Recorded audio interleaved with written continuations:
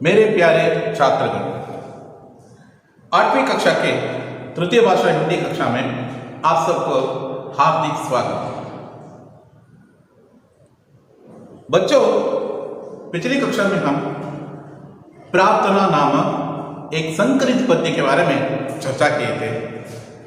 यह पद्य सद्भावना के बारे में कहने वाले एक अत्यद्भुत पद्य है। इस पद्य को मद्देनजर रखकर हमें यह देखना है कि यह पद्य हमारे लिए कंठपाठ के लिए भी है। इस पद्य के 6 पंक्तियां हैं।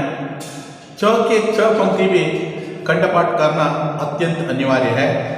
उसमें से पहला 3 पंक्ति है ना, अत्यंत महत्वपूर्ण है, इसलिए आप सबको यह कंठस्थ कर रखना है। सबसे आसान पद्य है, यह पद्य आपको कंठस्थ कर रखना है। और जब आप कक्षा में आते हैं ना, उस वक्त मैं आपको पूछने वाला हूं, यह पद्य कंठस्थ कर रखिए। बच्चों, आज की कक्षा में हम दूसरा पाठ मिर्च मसाला नामक पाठ के बारे में चर्चा करने वाले हैं। मिर्च मसाला।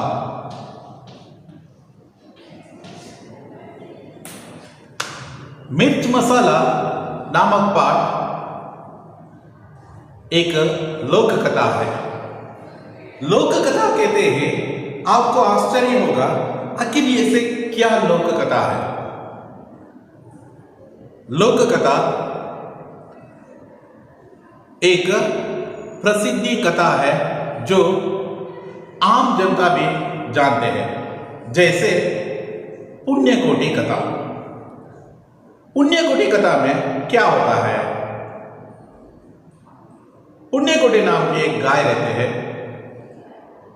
वह जब भी चरने के लिए जाते हैं, शाम को कर लौटते समय अपने बछड़ा को याद कर कर रबाती हुई आती है। यहां आते वक्त उसका खुशी देखना है, किस तरह अपने बछड़े को वह याद कर कर आती है। बच्चों, एक दिन वह आते वक्त उसके सामना शेर से हुआ। शेर से नहीं, बाघ से हुआ।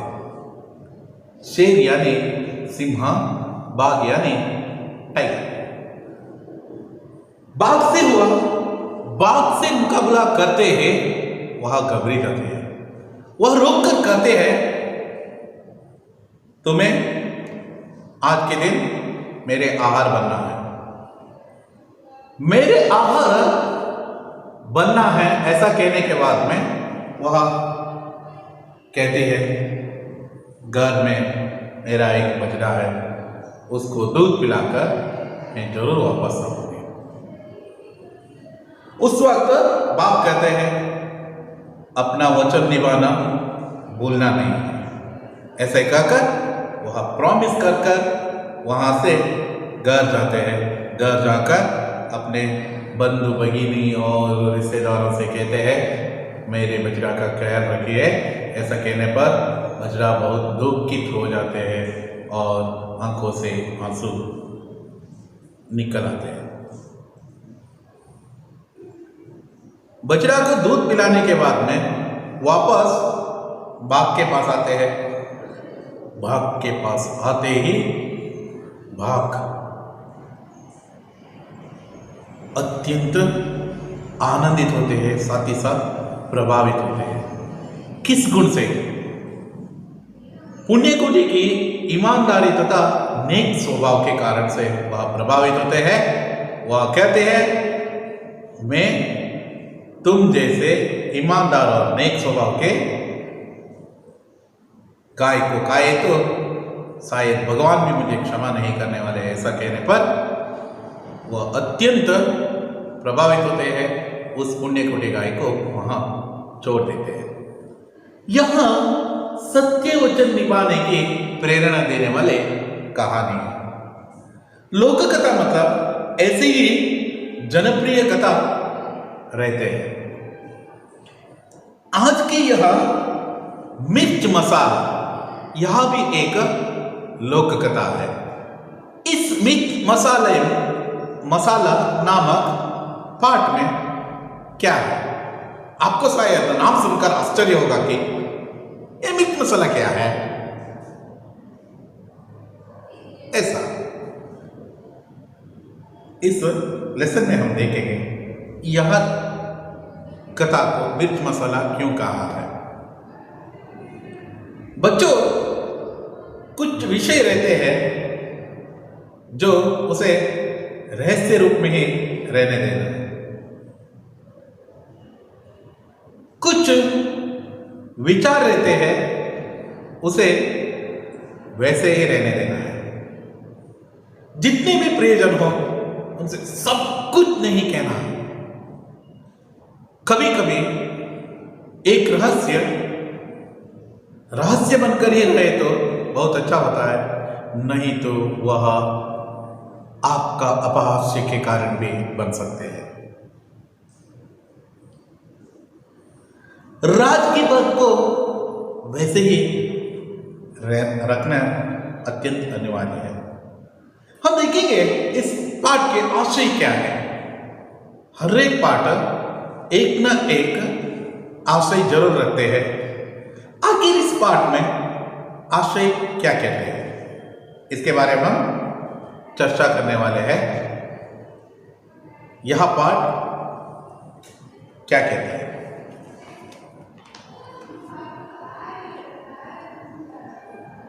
आशय पार्ट 2 मिर्च मसाला, पेज नंबर 9। कभी कभी आदमी अपने विचारों को दूसरों के साथ बांटना चाहते हैं। कभी कभी आदमी अपने विचारों को दूसरों के साथ बांटना चाहते हैं, लेकिन उसे यह ध्यान रहे कि राज की बात बताने से पहले सावधानी बरते। मनुष्य एक संघजीवी है। समाज में वह बहुत सारे रिश्तेदारों से रहते हैं। माँ, बाप, पिता, वह, यह, दादा, दादी, नाना, नानी, ऐसे बहुत सारे रिश्तेदारों से भरे हुए नजर आते हैं। इनके बीच बांधव्य जोड़ने का एकमात्र माध्यम है, वह है बात करना। आजकल के जमाने में छोटे छोटे परिवार होने के नाते इसमें एक भेद भी नजर आ रहे हैं। संबंधों में हमें अटूटता नजर नहीं आ रही है। टूटे हुए परिवार है, सभी अपने बांधव्य को निभाने में सफल नहीं हो रहे हैं। ऐसी स्थिति है आज की जमाने में। हमें एक दूसरे से विचारों को बांटना चाहिए। या समझ लीजिए, आपको रास्ते में जाते वक्त किसी ने छेड़छाड़ की और आपने किसी को मारा। ये सभी विचार हम अपने माँ बाप से, घर में जो बड़े हैं उनसे कह देते हैं। कारण क्या है? हम अपना विचारों को दूसरों से बांटना चाहते हैं, लेकिन कुछ विचार रहते हैं, वह विचार बताने से पहले हमें सावधानी अपनाना है। सावधानी यानी केयरफुली रहना है, अर्थात एಚ್ಚರಿಕೆಯಿಂದ इरबेको। बता सकते हो उनके बारे में याद मालूम रहना है जो आपको धोखा दे, नहीं तो आपका यह विचार दूसरों से कह दे। ऐसा नहीं होना है। यह बोलू नामक एक आदमी रहते हैं, वह अपना विचार कैसे स्पष्ट कर देते हैं और किस तरह का विचार उतार चढ़ाकर कह देते हैं। समाज में एक वैशिष्टता है। क्या है? छोटे से हिस्से को बड़ा कर कहना। एक को समझ लीजिए, आपने देखा कुछ एक्सीडेंट हुआ, चोट लगी है, छोटा सा चोट लगी है। आपने वह विचार दूसरे व्यक्ति को कहा। दूसरे व्यक्ति के पास जाते वक्त वह चोट डबल हो चुका था, इट मीन्स बहुत बड़ा घाव हुआ है। तीसरे व्यक्ति के पास जाते वक्त वह चोट नहीं है, उसका पैर सभी टूट गए हैं। चौथे व्यक्ति के पास जाते वक्त यह विचार, उसका नॉट ओनली चोट लगी है, पैर की हड्डी भी टूट गई है, हाथ ये सभी टूट गए हैं। और पांचवें व्यक्ति के पास जाते वक्त चोट लगी है, पैर की हड्डी टूट गई है, हाथ भी टूट गए हैं और मस्तिष्क भी डैमेज हुआ है। और छठे व्यक्ति के पास जाते वक्त यह विचार क्या हो जाते हैं? वह नहीं रहा, अब परलोक सिधर गए हैं।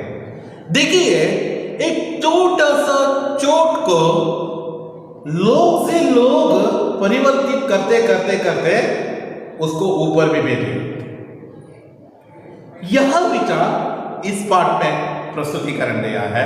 ये समझ लीजिए, यहां बोलू रहते हैं, बोलू का विचार किस तरह उतार चढ़ाव करके कहा गया है, इसके बारे में हम आज चर्चा करने वाले हैं। पाठ एक बार पढ़ता हूं, देखिए। एक दिन शाम को बोलू आंगन में बैठकर दूध पी रहा था।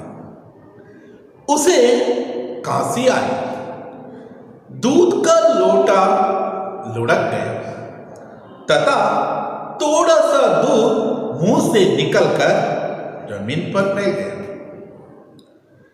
पहले दूध में उसको 2 पंख नजर आए, दिखाई दिए, 2 पंख दिखाई दिए।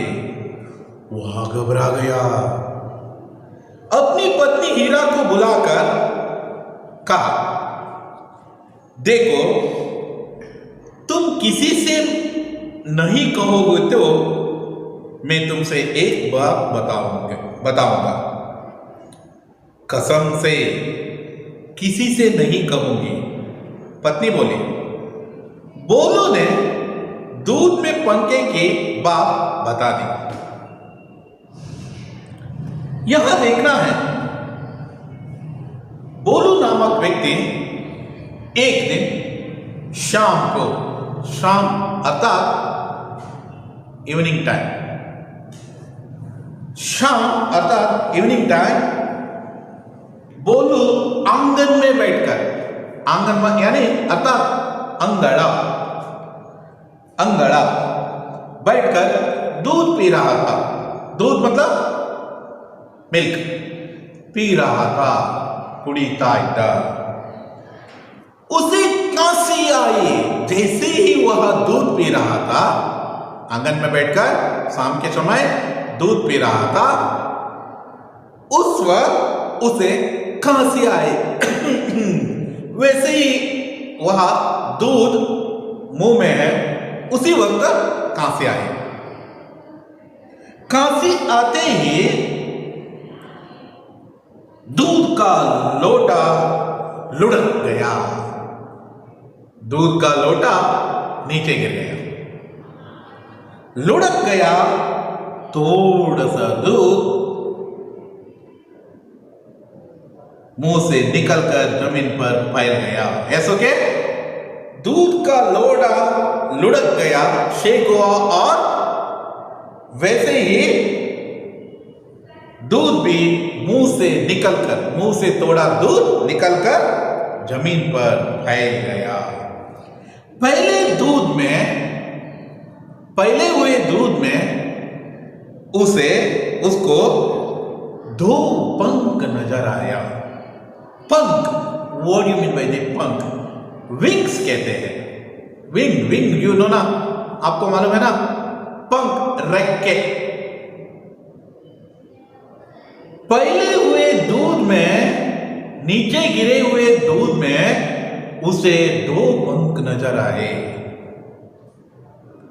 मुंह से नीचे गिरे हुए दूध में दो पंख नजर आए। कितना पंख नजर आए? दो पंख नजर आए। वह घबरा गया। वह मतलब भोलू घबरा गया। क्या मेरे मुंह से दो पंख नीचे गिरा? उसको भी मालूम नहीं है वह पंख शायद वह जमीन पर भी गिरा होगा। वह सोच रहा है मेरे मुंह से शायद दो पंख बाहर आए हैं।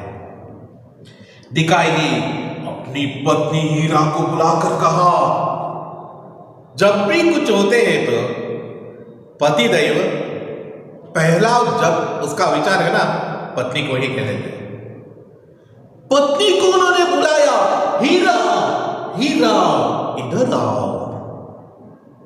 शायद हीरा कुछ काम कर रहे थे, वैसे ही पति की बुलाव में वहां दौड़ पड़ी और बोलू के पास हाजिर हो गई। बोलू की पत्नी का नाम क्या था? हीरा। हीरा के पति का नाम क्या था? बोलू। बोलू के सामने हीरा उपस्थित हुए और घबराकर उन्होंने बोलने लगा। क्या बोल रहा है देखिए, देखो हीरा, देखो, तुम किसी से नहीं कहोगे तो तुमसे एक बात बताऊंगा। यदि तुम किसी से नहीं कहोगे तो तुमसे एक राज की बात बताऊंगा, रहस्य का बात बताऊंगा। रहस्य का एक विचार, रहस्य का बात है, मैं उसे तुम्हें बोलने वाला हूं। ऐसा कह दिया।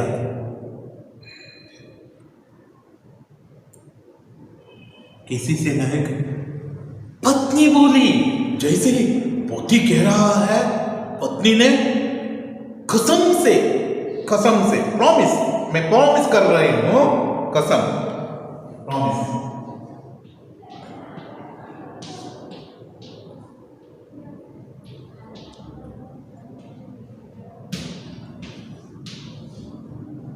ಪ್ರಾಮಿಸ್, ಆಣೆ ಅಂತ ಹೇಳ್ತಾರಲ್ಲ ಅದು, कसम से, सौगंध, शपथ कहते हैं ना इन हिंदी, शपथ।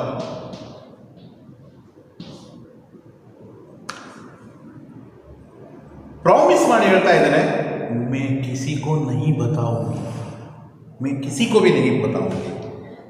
ऐसे कहने पर बोलू दूध में पंख की बात को बता दिया। बोलो अपने पत्नी से जो शाम को हुआ था ना, दूध पीते वक्त दो पंख नजर आया, वह बात पूर्ण विस्तार रूप से अपने पत्नी से कह दिया। दो पंख नजर आया था, वह बात उसके बारे में उन्होंने अपने पत्नी हीरा से कह दिया। बच्चों, इतना विचार हम आज अध्ययन किए हैं। आगे के भाग क्या क्या होने वाला है, इन सभी विचारों के बारे में आने वाली कक्षा में हम चर्चा करने वाले हैं। आप सभी यह पाठ एक और बार पढ़ लीजिए, पढ़कर रखिए, और आने वाली कक्षा में हम इसका संपूर्ण विवरण जानेंगे। धन्यवाद।